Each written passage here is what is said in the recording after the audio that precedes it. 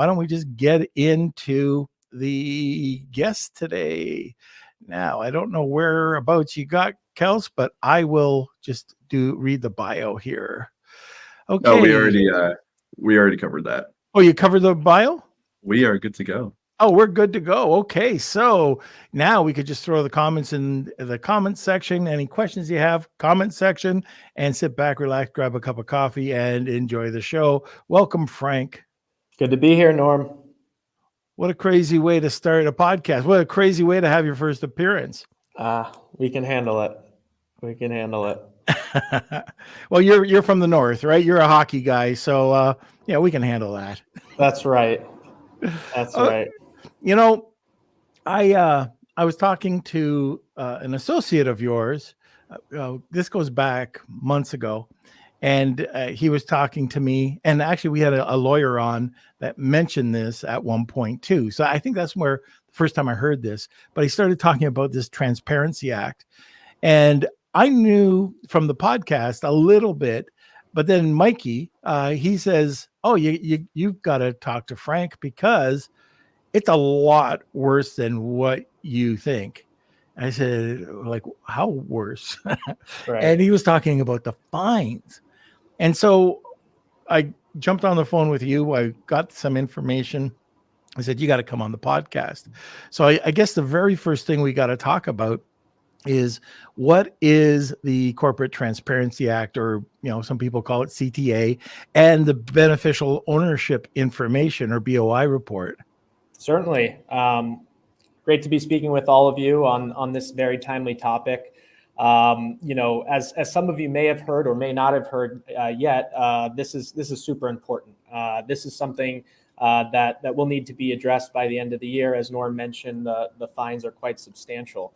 But in 2001, kind of in the midst of the COVID pandemic, there was a law passed in the United States called the Corporate Transparency Act that was effectuated to elevate the reporting standards in the United States around these anonymous shell companies. Throughout the United States for many, many years, you've been able to form entities such as LLCs. Many folks, freelancers, e-commerce folks form these types of entities to really start their business and kind of kick off their entrepreneurial journey.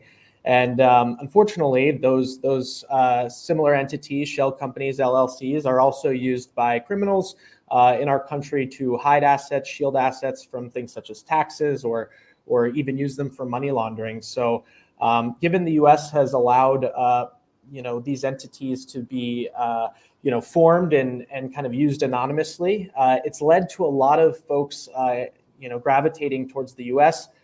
With the wrong intentions, and they're using these companies to kind of hide assets, as mentioned, and effectively around the world for many, many years. Other major economies do have reporting standards where you're not able to form an entity without disclosing the beneficial owners. So now, since January 1st of 2024, when the Corporate Transparency Act actually went into effect, business owners in the United States have to disclose who owns the entity that they're conducting business. So any LLC or corporation or partnership in the United States, with a few very specific exceptions, will have to disclose what's called the Beneficial Ownership Information Report, which is a compliance form that is disclosed to the federal government that contains the identifying information and some pretty private information on the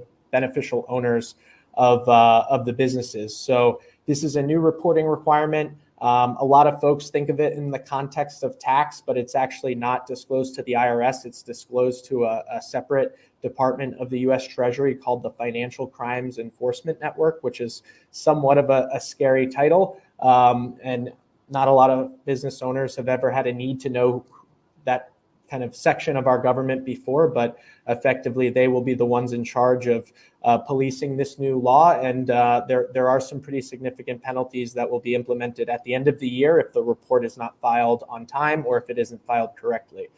So there's plenty more to unpack there, but at a high level, it's a new information disclosure with the federal government to help prevent money laundering.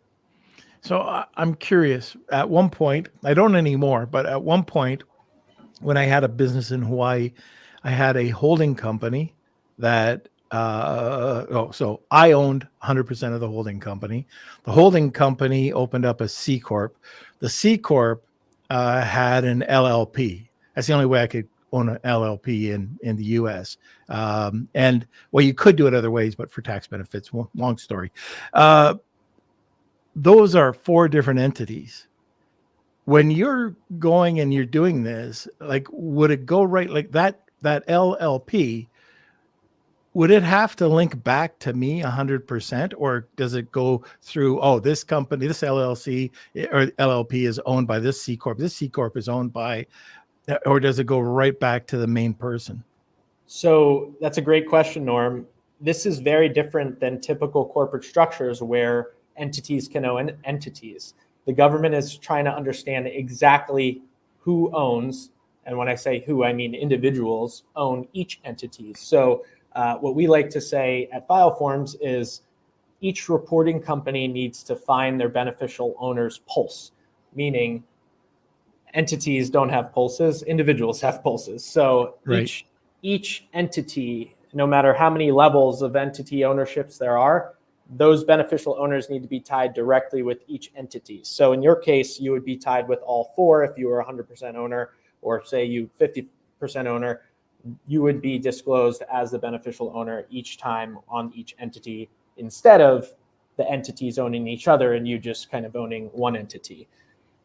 I really want to make this clear too, because when I heard about this, for new companies that are registering, they have a whole different time frame. So Certainly. if you're if you're a company that's been around over a year, you have until the end of the year, correct? It's a little more nuanced than that, actually. The law states that if you were a business prior to January 1st, 2024, so effectively all businesses that existed prior to this year, those businesses have until the end of this year to file, or have until January 1st, 2025 to file. That being said, all businesses formed after or on January 1st, 2024, so all businesses formed in the current year, have 90 days to disclose this BOI report to the federal government. Now, that 90-day window is pretty tight as is. In 2025, if you're forming an entity, that 90-day window actually shrinks down to 30 days. So this Are you serious? Correct. So this quickly is becoming part of forming a business in the United States. Wow. And you can't plead ignorance, right? I have no idea that I had no idea that I had to report. That's not going to cut it, right? Perhaps in this initial phase, we haven't heard of any penalties being levied just yet. However, we did meet with FinCEN last week, and they stated that folks need to willfully disclose their information. How do you define that willful disclosure? Sure, you might be able to claim ignorance to an extent. However, before too long, I suspect the government will start levying fines, and it would be really unfortunate to find out about this by receiving a fine from the government. So, our business was built to help create awareness and then ultimately provide an efficient solution so that people can get this out of the way. I'm really happy. Like, I can see the listeners that are on here right now, and some people might not think that this is that important, and it's so bloody important. I can see maybe in the future where when you go to start a business, you have to disclose all this, but it's not simple, is it? Like, if you go to the government website right now and you try to fill this out, you're going to look like me, at the end of filling out these reports that take 4 hours.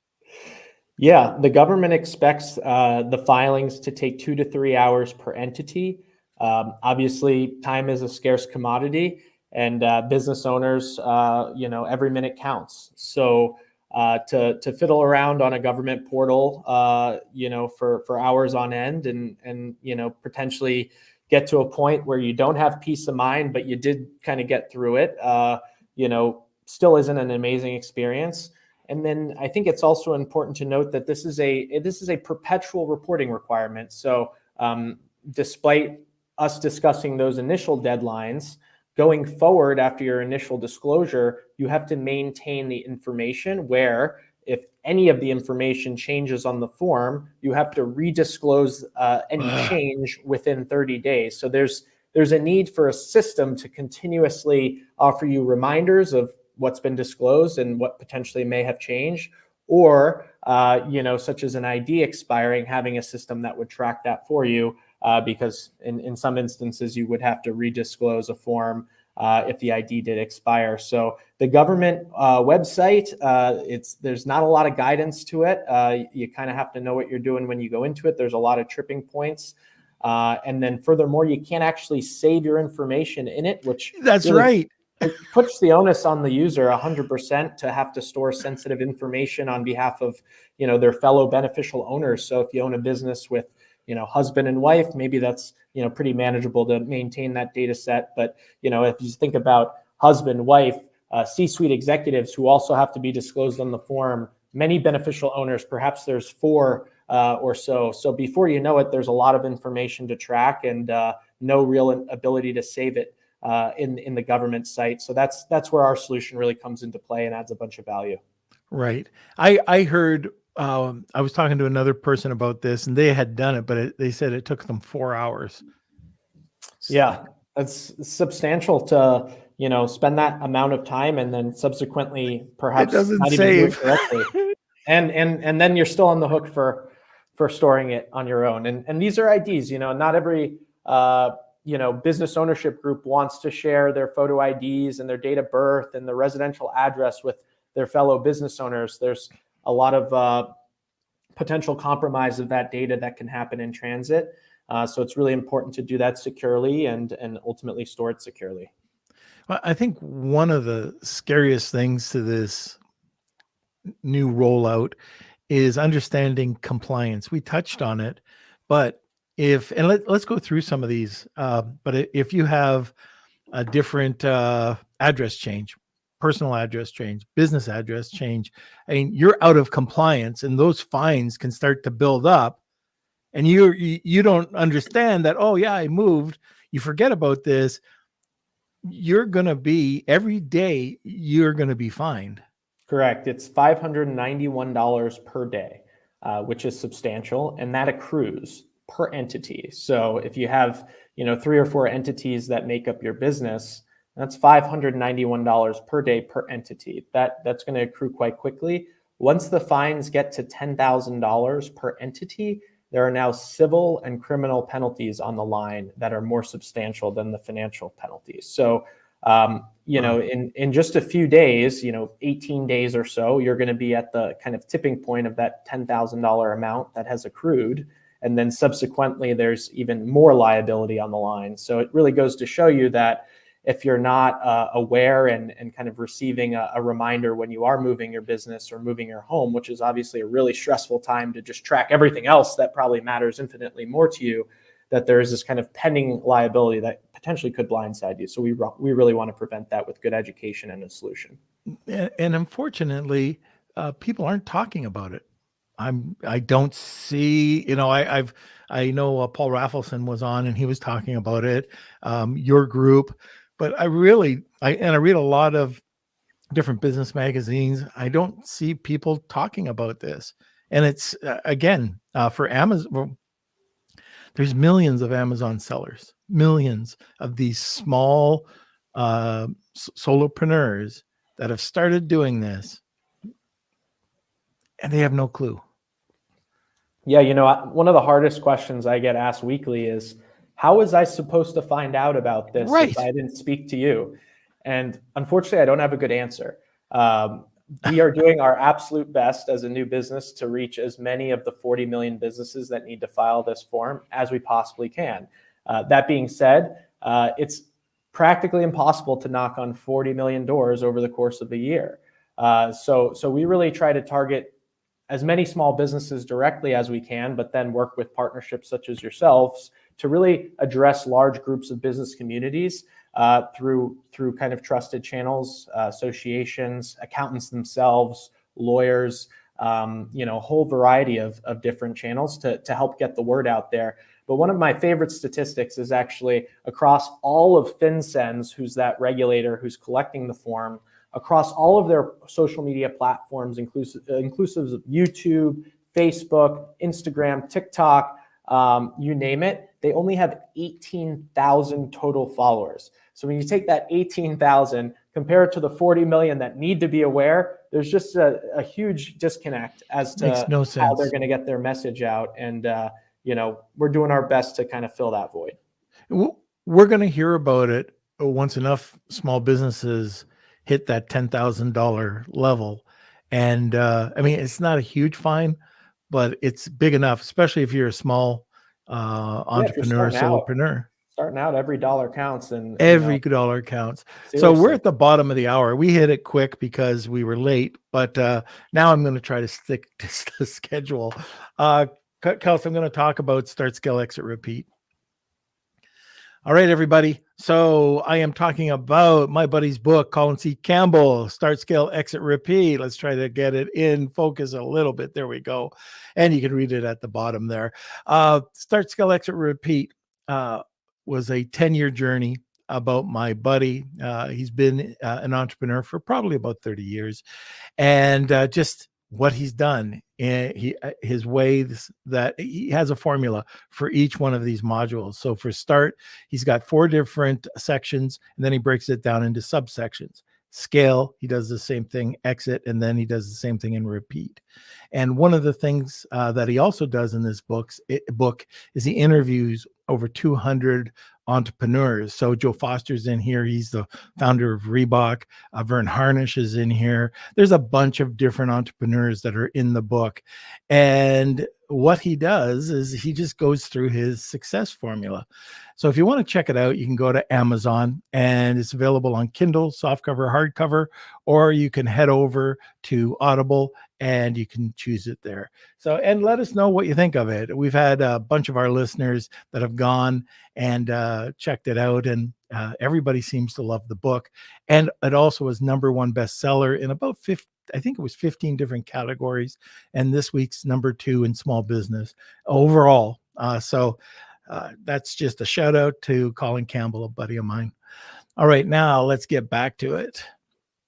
Okay, these fines. So if you're in Israel, or if you're in Canada or the UK, Europe, do you still have to apply? It depends if your business is registered or formed in the United States to do business. So if you're simply operating a business outside the US and potentially just shipping your services or your product to the US, then there's a chance you probably don't have to disclose. However, if you do form your business or register it with the Secretary of State, a lot of foreigners potentially use Delaware because typically that is an anonymous requirement, and very, very few, relatively speaking, information need to be disclosed to form those entities. Those businesses certainly would need to disclose the BOI report. It's worth mentioning that economies around the world have reported ultimate beneficial ownership information for many, many years. Canada, UK, to name a few. So it's actually wouldn't surprise me if many of the foreign business owners on this podcast potentially might already feel like this is something they could be aware of, but obviously a rude awakening here in the US to have to do this. Yeah. It's something you just got to do. And I know I have a business in Pennsylvania, and my people on the podcast hear me talk about Alpha Lobby all the time. So, it's in our meetings. We have monthly meetings. Okay, we got to get this done. We got to get this done. And I can't stress it enough. You've just got to get it done. So if you're an Amazon seller, an e-com, you just open up a Shopify store, you literally have 30 days. If you've been, if it was before when? January 1st, 2024. If you formed your business on that date or after, you actually have 90 days to file. if you formed your business before that, we call those legacy entities, January 1st, 2024, and before, you have until the end of this year. Okay. And how many, do you know how many have registered right now? As of last week when we met with FinCEN, it was 2.25 million people had filed to date out of 40 million, acknowledging that we're already into May. So quite a good portion of the year has already gone by, call it 45% of the year already has gone by. And here we are with only about 5% of the total forms in. So don't check my mental math there, but from a directional standpoint, you can appreciate that there's still a huge lack of folks that still need to file, and potentially a huge avalanche of filings towards kind of Q3, Q4 of this calendar year. So, if there's about 68 million businesses that haven't registered times $10,000, they're going to pay down the debt. That's what they're doing. That's what they're doing. They're paying down the debt. Perhaps. I don't work in Washington. I'm not sure if I do want to work in Washington. Yeah. There are decisions that happen there and the rebuttals, but it is a substantial amount of money. Actually, another interesting stat is the U.S. government expects this to be a $21.7 billion cost to small businesses just by fulfilling this new reporting requirement. So those fees will come from talking to attorneys, talking to accountants. There's many attorneys out there that are more than happy to charge substantial billable hour rates to help you file this, which quite frankly is a little crazy because they might not even be fully up the learning curve yet on what is required. We've been studying the law since its infancy and have since provided a very strong value solution where you don't have to engage your attorney and pay an arm and a leg to get this completed. So one of the things I forgot to do during the sponsorship break is to let everybody know that we do have a great giveaway today and a little bit of something for everybody. So if this is the first time you're listening to the podcast, we have something called the Wheel of Kelsey. That happens at the top of the hour. If you're interested in joining, it's hashtag Wheel of Kelsey or tag 2 people and you'll get a second entry. And today we have 2 things available. So Frank, what do we have? Well, first off, we have a promo code. So our services will help you get this filing out of the way in about a 10-minute process. Very, very intuitive. You can simply save those hours of putzing around on a government portal, get it done in 10 minutes with confidence with the FileForms seal of approval. So feel free to use that promo code there on the screen to get 20% off our rates. Highly recommend this subscription product because it offers that continuous compliance with the notifications and the reminders. That's $199, effectively $200 will be 20% off for joining this event. Furthermore, we have a very, very useful, especially now that summer's coming around, Yeti cooler. It's actually a mug. I use them every day. I'm not sure if there's any golfers on the line, but great to put a cocktail in or a coffee, depending on what you're up to. And that also will be, I think, offered on this event at some point. So excited to give that away. Perfect. Okay, that's also good for cigars. So keep it nice and cool. Something I'm not sure of when it comes to compliance. If you go and you do all this, and you have to go back and change your address, do you have to go back and do everything all over again, or is it just a change of address? So on the government portal, you will be obligated to start from a clean slate. So you're obligated to store the information, understand what you filed historically, and then you have to start the form over and fill in all the legacy fields and then the single field that changed. So that's obviously a hassle. It's a time suck. It's honestly error prone. So you could be setting yourself up to fat finger, a date of birth or fat finger an EIN and ultimately have to then file all over again with a blank slate. Not a fun experience. On our solution, however, we will remind you that there's a possibility that your address changed. And then furthermore, you can make the single change and then refile with a few simple clicks. So if you think about having an address change and then owning many, many entities, that single click that you make the change on the address, then that will apply to all your entities and you can easily push them and get them refiled. So huge time savings by using FileForms. We are really defining what BOI reporting should be, given the nature of the broad reaching implications of this new law. 40 million businesses, that's a whole lot of time that could potentially be wasted on a government portal. We want to help business owners save time, avoid fines, and get this out of the way so that they can get back to running their business. All right. And any questions out there for any of the listeners, don't be afraid to post it. If you're thinking of it, I know other people are thinking of it as well. So just get it out there. We might miss something that you would be interested in hearing. Does it cost anything extra? Whether is it free on the government? It is free on the government website.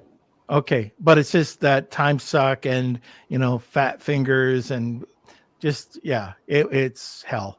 No reminders. I think that's right. The key piece is that they're not helping you get compliant, and they're also not helping you stay compliant. Where we do both of those things, we guide you through the process so that you can walk away feeling confident that you did everything correct, and you also have support from our team in case there are questions. We are highly responsive. We do have a chat bot that's actually manned by a live person. So that's quite helpful this day and age. A lot of AI bots out there. Our team is highly responsive. We'll get you through it, and rest assured that, you'll avoid those penalties.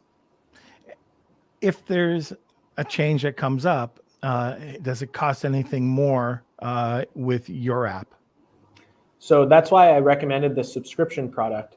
Our subscription product comes with unlimited changes of information. It comes with the reminders, it comes with the notifications, and allows you to store your information perpetually in a secure environment. So you can get all your business owners into one secure repository, report the necessary BOI reports with the government, and then continuously make changes as needed for no additional charge, which is a huge value add. So definitely recommend that for all clients, but specifically for those that are new. If you formed a new business, it's more than likely you will have many milestones in growing your business early on.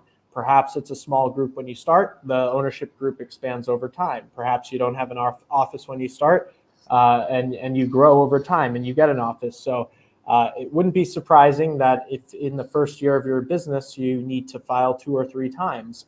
So that's why we highly recommend our subscription product, so that you can just alleviate all this tracking and kind of put it on us, honestly. Is there a requirement that you have to do this once a year, or just as things change? Just as things change. So given the nature of that 30-day window, depending on how fast you're making changes, you could have to file every 30 days. Other folks might have to file quarterly, or some folks might file once and never have to file again. So that is the nature. Honestly, it might be easier if it was an annual form, but this is currently how the law is written. Yeah, if you think about it, what, $12 a month, something like that, and it's just an insurance form. That's Exactly. a way I'm looking at it. I would much rather put the onus on an app to get back to me when I change my address, or just to nudge me, rather than finding out and getting a notice in the mail saying you owe us $10,000 or civil or criminal charges. Exactly. Yeah. So again, I don't want to push this on anybody, but we talk about this with web security as well, and what you can do, the cheap way of doing it, the free way of doing it, and then the proper way of doing it. Well, you can do it 3 ways here as well. You can go to your lawyer, you can go and do it yourself, or you could go to an app like Frank's, and it's completely up to you, but there's no way around it. You've got to report. Certainly. Okay. Now I'm wondering, I've never asked you about this, but is it insured? If we don't get the information, do you have an insurance policy or anything like that? We don't necessarily sell our product as an insurance policy. We do offer assurance, meaning that if there is an issue, our team is going to help you solve the issue. And we also provide what's called a filing analysis. Upon completing your filing with FileForms, we provide you a 15-page document of the policies and procedures and ultimately a summary of the information that was disclosed with the government. So God forbid there ever is an issue, you have a third-party opinion as to what happened. So once again, it's not a formal insurance policy, but it does offer a sense of defense if there ever is an audit or someone from FinCEN knocking on your door. We do also have cyber insurance. So obviously the nature of the data that we collect, such as photo IDs, date of birth, residential address, you name it, that is the highly sensitive information. So obviously we do have the necessary insurance policies in place so that God forbid there was ever an issue, we are covered and protected. All right. Kels, any questions? We can't hear you.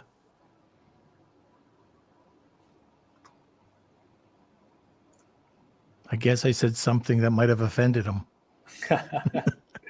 All right, let's see. Cool hand. So small. I received a notification from Amazon about, I believe, this business transparency, and I had to verify all the info. Is this the same thing or completely different? I think I know the answer to this, but I'll let you answer. I don't know Amazon closely enough. 100% different. 100% different. Okay. Yeah, it is verifying because Amazon's trying to be compliant, right? They've probably got regulations. I'm not a lawyer, but I can tell you is that the information that is required for corporate transparency is not just a couple of clicks and you're good. This is definitely something that you'll have to go to either the government agency lawyer or over to FileForms. What is the government agency website, just in case people want to try to navigate this? www.fincen.gov/BOI. Okay, very good. All right. Anything I missed?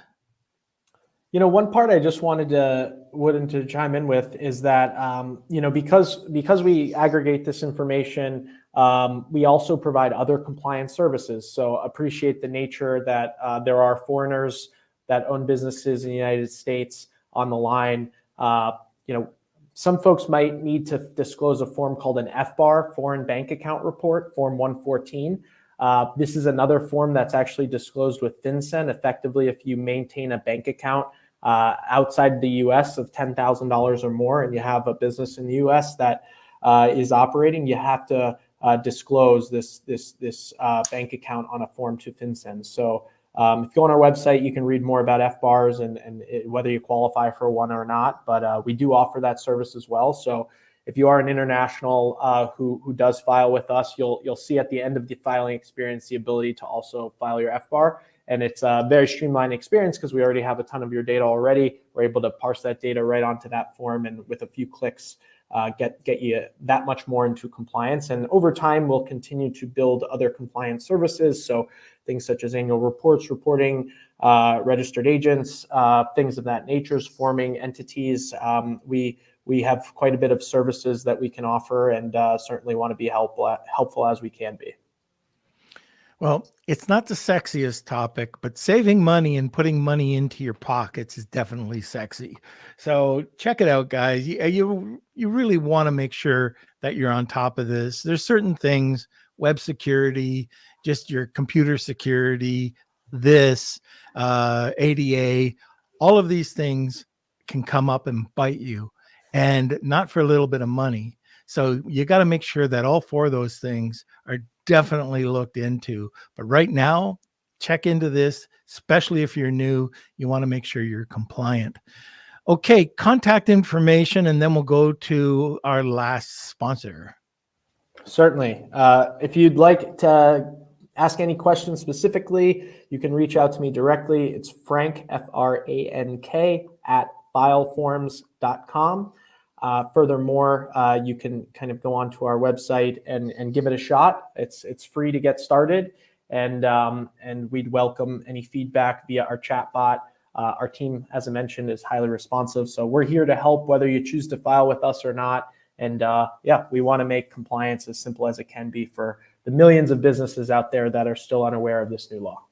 All right, fantastic. Okay, if you haven't, hashtag Wheel of Kelsey, tag 2 people, you'll get a second entry. We're going to go to the Wheel of Kelsey in about 30 seconds. Kelsey, let's run the sponsor, please.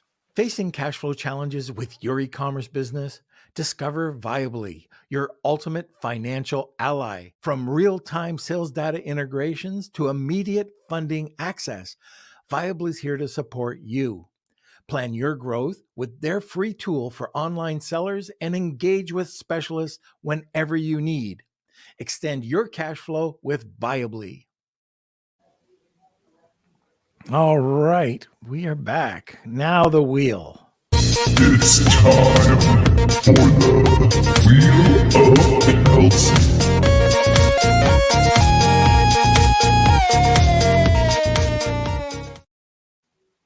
All right, here's the wheel. And we're not going to hear Kelsey, but we hear the wheel. And that's what counts. All right, Drip Fit, you won. Congrats. So since we can't hear Kelsey today, all you need to do, Drip, you've won before, just email Kelsey at k@lunchwithnorm.com. Hopefully we get these tech glitches fixed for the next podcast on Wednesday. All right, Frank. Well, thank you, sir, for coming on today. This was very educational. My absolute pleasure, Norm. It's been great speaking with everyone. I hope folks found this helpful, and please do reach out if we can be of assistance. All right, fantastic. All right, that's it for today, everybody. I don't think Kels will be joining me right now. He's having problems with his sound, but let's see. If you want to join us live every Monday, Wednesday, and Friday, it's at noon Eastern Standard Time. And like we say at the end of every podcast, it's all about the community. We could not have done this without you. If you'd like to join and hear more about Lunch with Norm, you can always watch the podcast. You can join our newsletter, which is pretty darn good. I really like it, but I'm biased. And you can join our WhatsApp group, or you can join our Facebook group. And by the way, I was away for most of the weekend. I came back and there was like 135 messages that I came back to. So the WhatsApp group is very active. So I encourage anybody to join.